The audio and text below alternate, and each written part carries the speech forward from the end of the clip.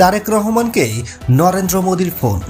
ত্রয়োদশ জাতীয় সংসদ নির্বাচনে বিএনপির বিপুল ভোটের জয়ে দলটির চেয়ারম্যান তারেক রহমানকে ফোন করে অভিনন্দন জানিয়েছেন ভারতের প্রধানমন্ত্রী নরেন্দ্র মোদী।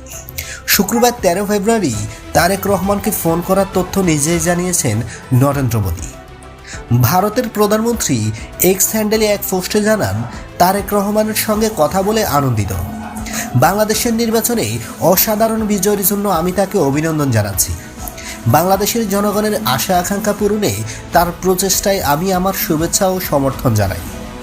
নরেন্দ্র মোদী বলেন, গভীর শিকড়ে আবদ্ধ ঐতিহাসিক ও সাংস্কৃতিক সম্পর্কযুক্ত দুই ঘনিষ্ঠ প্রতিবেশী হিসেবে আমি আমাদের উভয় দেশের শান্তি, অগ্রগতি এবং সমৃদ্ধির প্রতি ভারতের অব্যাহত প্রতিশ্রুতি পুনর্ব্যক্ত করেছি।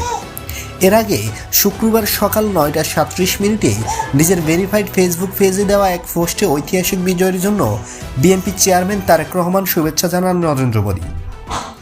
ফেসবুক পোস্টে বলা হয়, বাংলাদেশের সংসদ নির্বাচনে বিএনপিকে এক বিপুল বিজয়ে নেতৃত্ব দেওয়ার জন্য আমি জনাব তারেক রহমানকে আমার উষ্ণ অভিনন্দন জানাচ্ছি। এই বিজয় আপনার নেতৃত্বের প্রতি বাংলাদেশের জনগণের আস্থার প্রতিফলন।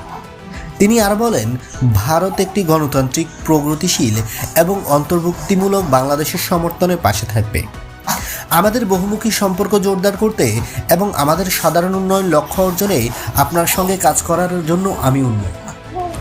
বন্ধুরা, নিত্য নতুন এক্সক্লুসিভ খবরাখবর সবার আগে পেতে আমাদের ইউটিউব চ্যানেলটি সাবস্ক্রাইব করে পাশে থাকা বেল আইকনটি অন করে দেওয়ার অনুরোধ রইল।